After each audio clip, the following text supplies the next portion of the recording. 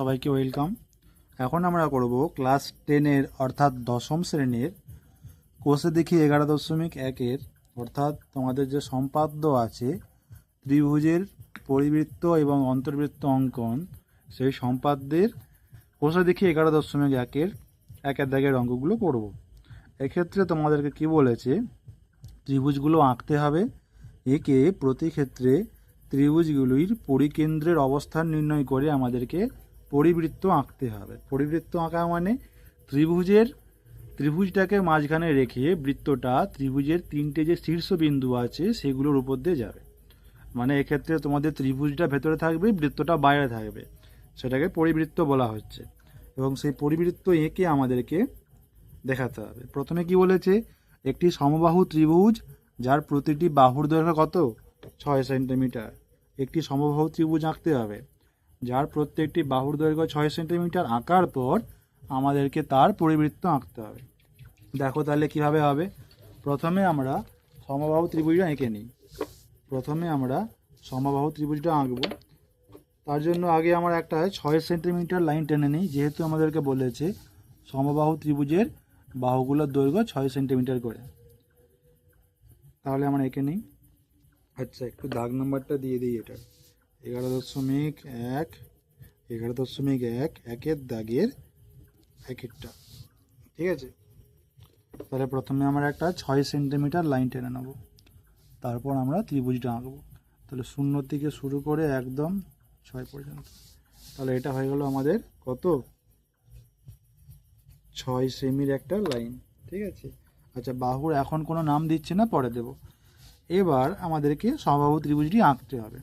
তাহলে আমরা এই 6 সেন্টিমিটার মাপ আগে আমরা একটা লাইন টেনে নিই। যে কোনো যেই ত্রিভুজের উপর যেটা আমরা আঁকবো একটা লাইন টেনে নিই। যেই লাইনের উপর আমরা আঁকবো, ধরো এই হলো আমার সেই লাইন।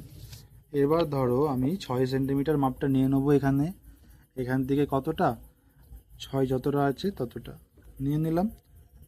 নিয়ে নেওয়ার পর আমরা কি করব, বসাবো। প্রথমে 6 সেন্টিমিটার টেনে দিলাম এদিকে, তার নিচের বাহুটি পেয়ে গেলাম। তারপর যেখানে ছেদ করেছিল সেখানে কাঁটাটা বসিয়ে আমরা উপর দিকে ঘোরাবো, আর যেখান থেকে শুরু করেছিলাম সেখানে বসিয়েও আমরা উপর দিকে ঘোরাবো। তাহলে আমরা 3টে বিন্দু পেয়ে গেলাম। একটা বিন্দু স্টার্টিংয়ে সেই ছিল, এখানে একটা বিন্দু, আর এখানে একটা বিন্দু। এবার এই 3টে বিন্দু যদি আমরা যোগ করে দিই, আমরা একটা 6 সেন্টিমিটার বাহু বিশিষ্ট সমবাহু ত্রিভুজ পেয়ে যাব।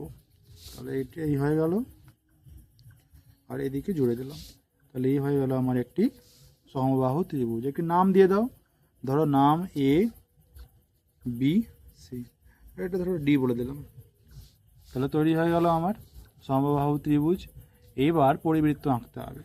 পরিবৃত্ত আঁকার জন্য আমাদের কি করতে হবে, আগে আমাদেরকে পরিকেন্দ্র নির্ণয় করতে হবে, অর্থাৎ বৃত্তের কেন্দ্রটি কোনটা হবে সেইটাকে নির্ণয় করতে হবে। তার জন্য আমরা যে কোনো দুটো বাহুর লম্ব সমদ্বিখণ্ডক মানে যেই সরলরেখা অন্য কোনো সরলরেখাকে সমান দুভাগে ভাগ করবে এবং লম্বভাবে অবস্থান করবে। ধরো এ বি আর বিসি এই দুটো সরলরেখার লম্ব সমদ্বিখণ্ডক আমরা আঁকবো। কীভাবে আঁকবো, প্রথমে ধরো আমরা এ বি সরলরেখা আঁকতেছি। তাহলে এতে একটা আমরা কাটা বসাবো, একটা মাপ নেব অর্ধেকের মোটামুটি বেশি, নিয়ে উপর থেকে এদিকে ঘুরিয়ে দেবো, আর একই রকমভাবে নিচে এদিকে ঘুরিয়ে দেবো। তাহলে এতে বসিয়ে আমরা এদিকে একবার এদিকে ঘুরে দিলাম, সেই একই মাপ নিয়ে আমরা তারপর বিতে বসে একটু উপর দিকে ঘোরাবো, একবার নিচের দিকে ঘোরাবো। তাহলে দেখো এক্ষেত্রে আমরা দুটো বিন্দু পাচ্ছি, এখানে একটা বিন্দু পাচ্ছি আর এখানে একটা বিন্দু পাচ্ছি, পেলাম। এই দুটো বিন্দুকে যদি আমরা জুড়ে দিই, তাহলে এই যে সরলরেখাটি যেটা আমরা পাবো সেটা এ বি সরলরেখাকে সমান দুভাগে, মানে এটা একটা পার্ট এটা একটা পার্ট, সমান দুভাগে ভাগ করে দিল। এটা ধরো নাম দিয়ে দিলাম আমরা পি, আর এটা নাম দিলাম কিউ। তাহলে এই পি কিউ এ বি সরলরেখার লম্ব সমদ্বিখণ্ডক। একই রকমভাবে আমরা বিসি সরলরেখাটাকে সমান দুভাগে ভাগ করব। তাহলে সিতে বসিয়ে একবার এদিকে ঘোরাবো নিচের দিকে, আর সিতে বসিয়ে একবার আমরা উপর দিকে ঘোরাবো। একই রকমভাবে আমরা বিতে বসাবো কাঁটাটিকে, সে একই মাপ নিয়ে নিচে ঘোরাবো আর উপরে ঘোরাবো। এক্ষেত্রেও আমরা দেখো কি হচ্ছে, এক্ষেত্রেও আমরা দেখো দুটো বিন্দু পাচ্ছি, এই একটা বিন্দু পরে পাচ্ছি, এই একটা বিন্দু নিচে পাচ্ছি। সেই দুটো বিন্দুকে যদি আমরা আবার লাইন টেনে জুড়ে দিই, দেখো উপরের এই বিন্দু আর নিচের এই বিন্দু যদি জুড়ে দিই, তাহলে সেক্ষেত্রে আমরা বিসি যে সরলরেখা তার দুটো লম্ব সমদ্বিখণ্ডক পেয়ে গেলাম, যেটা এই বিসিকে সমান দুভাগে মানে এই এক ভাগে ভাগ করে দিল। এবার দেখো এই দুটো লম্ব সমদ্বিখণ্ডক এর ধরো নাম দিয়ে দিলাম আর, এটা এস। দেখো পরস্পরকে এই বিন্দুতে ছেদ করতেছে। দুটো যে লম্ব সমদ্বিখণ্ডক রাখলাম তারা দুজন পরস্পরকে এখানে ছেদ করছে, ধরে নাম দিয়ে দিলাম ও। যেই বিন্দুতে ছেদ করছে সেটাই হবে আমার ওই যে বৃত্ত যেটা আঁকবো তার কেন্দ্র বা পরিকেন্দ্র। এবার এই ও বিন্দু থেকে এ পর্যন্ত যে দূরত্ব, ও বিন্দু থেকে বি পর্যন্ত সেই দূরত্ব, এবং ও থেকে সি পর্যন্ত সেই দূরত্ব। তাহলে ও হচ্ছে আমার কেন্দ্র, আর এই মাপ নিয়ে আমরা বৃত্তটি আঁকবো। তাহলে ওতে কাঁটাটা বসিয়ে আমরা যে কোনো দিকে এ বি বা সি পর্যন্ত মাপ নিয়ে, ধরো আমি এ পর্যন্ত মাপ নেব, তাহলে ওতে কাঁটা বসিয়ে আমি এ পর্যন্ত মাপটা নিলাম, নিয়ে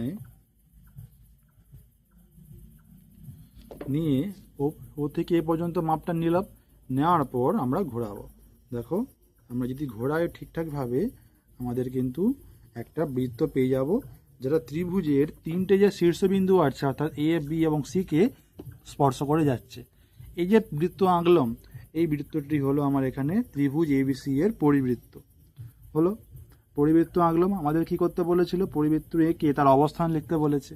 তো লিখবো এই পরিবৃত্তের যে কেন্দ্র সেটা ত্রিভুজের মাঝামাঝি জায়গায় অবস্থিত, এবং ব্যাসার্ধের দৈর্ঘ্য আমাদেরকে মেপে দেখতে বলছে। ব্যাসার্ধ মানে কেন্দ্র থেকে তার পরিধি পর্যন্ত যে দূরত্ব সেটাই ব্যাসার্ধ। ধরো এইটা ও থেকে বি, ও বি হলো আমার এখানে ব্যাসার্ধ। এটা মেপে লিখে নিই আমরা। ওবির দৈর্ঘ্য কত মেপে নিতে পারি আমরা, দেখো ওবির দৈর্ঘ্য মেপে আমরা পাচ্ছি প্রায় 3.5 সেন্টিমিটার। কত? 3.5 সেন্টিমিটার। তাহলে ওবি এটা হলো 3.5 সেমি। ওবি কি? ওবি হলো আমার এখানে ব্যাসার্ধ, আর তার কেন্দ্র কোথায় না ত্রিভুজের মাঝামাঝি জায়গায় অবস্থিত। ঠিক আছে, এভাবে আমরা একের দাগের অঙ্কটা করলাম।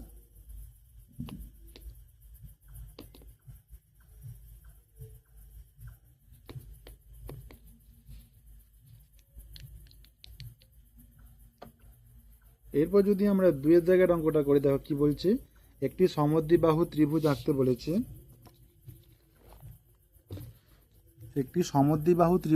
বলেছে। যার ভূমির দৈর্ঘ্য 5.2 সেন্টিমিটার এবং সমান বাহু দুটির প্রত্যেকটির দৈর্ঘ্য 7 সেন্টিমিটার করে। দেখো সমদ্বিবাহু ত্রিভুজের কি হয়, দুটো করে বাহু দৈর্ঘ্য সমান হয়, সেই সমান দুটো বাহুর দৈর্ঘ্য কত বলেছে, 7 সেন্টিমিটার করে বলেছে, আর ভূমি বলেছে 5.2 সেন্টিমিটার। কিভাবে আঁকবো দুইয়ের ছবিটা আমরা কিভাবে আঁকবো, তার জন্য আগে আমাদেরকে 5.2 আর 7 সেন্টিমিটার লাইন টেনে নিতে হবে। তাহলে আগে আমরা 7 সেন্টিমিটার আর 5.2 টেনে নিই। তাহলে প্রথমে ধরো 5.2টা আমরা টেনে নিতে চাই, তাহলে টানবো 0 থেকে 5 আর 2, এটা আমার কত না 5.2 সেমি। এবার একটা 7 সেন্টিমিটার টানবো, 0 থেকে 7 পর্যন্ত পুরোপুরি আসবে, 0 থেকে পুরোপুরি 7, তাহলে এটা কত হলো 7 সেমি। তাহলে 5.2 আর 7 সেন্টিমিটার টেনে নিলাম। এবার আমাদেরকে ওই সমদ্বিবাহু ত্রিভুজটি আঁকতে হবে। কিভাবে আঁকবো, দেখো প্রথমে বলেছে ভূমি হচ্ছে 5.2 সেন্টিমিটার। তাহলে প্রথমে একটা আমরা বড় করে লাইন টেনে নিই যার উপর ত্রিভুজটা আঁকা হবে। তাহলে আমরা প্রথমে লাইনটা টেনে নেব। এবার আমরা ওই ভূমি মানে 5.2 সেন্টিমিটার যে মাপ সেটা আমরা নিয়ে নিলাম 5.2 নিয়ে আমরা এক দিক থেকে যে কোনো এক দিক থেকে বসিয়ে আমরা টানবো। তাহলে এটা আমরা কি পেলাম, এটা আমরা পেলাম ভূমি পেলাম 5.2, এটা আমরা ভূমি পেলাম। এবার ওই যে 7 সেন্টিমিটার সেই মাপটা নেব। এবার 7 সেন্টিমিটার যে মাপ সেই মাপটা নেব। তাহলে নিলাম 7 সেন্টিমিটার মাপটা নেওয়ার পর একবার এখানে বসিয়ে উপর দিকে ঘোরাবো, একবার এখানে বসিয়ে একবার উপর দিকে ঘোরাবো। ঠিক আছে, একটু আবঝা আসছে, একটু ডিপ করে ঘোরাই। আর একবার এখানে বসিয়ে উপর দিকে দেখো যেখানে ছেদ করবে সেই বিন্দুটা পাবো। তো সেই বিন্দু আর নিচে দুটো বিন্দু জোড়ে দেবো। তাহলে উপর থেকে লাইন টানবো বা নিচ থেকেও টানতে পারি। এই টানলাম, এই দিক থেকে টানলাম, এই, তাহলে দেখো একটা ত্রিভুজ পেয়ে গেলাম। তার নাম ধরে দিলাম এবিসি। এটা সমদ্বিবাহু ত্রিভুজ, আর এই বাহুর সঙ্গে এই বাহুর দৈর্ঘ্য সমান, এটা ভূমি। এবার একে আমার এর পরিবৃত্ত আঁকতে হবে। এই ত্রিভুজের এবার আমাকে পরিবৃত্ত আঁকতে হবে। একই রকমভাবে আমরা আঁকবো, তাহলে প্রথমে যে কোনো দুটো বাহুর আমরা লম্ব সমদ্বিখণ্ডক নির্ণয় করব। তাহলে ধরো আমি এ বি আর এসি এই দুটো যে সরলরেখা আছে এদের লম্ব সমদ্বিখণ্ডক করব। ঠিক আছে,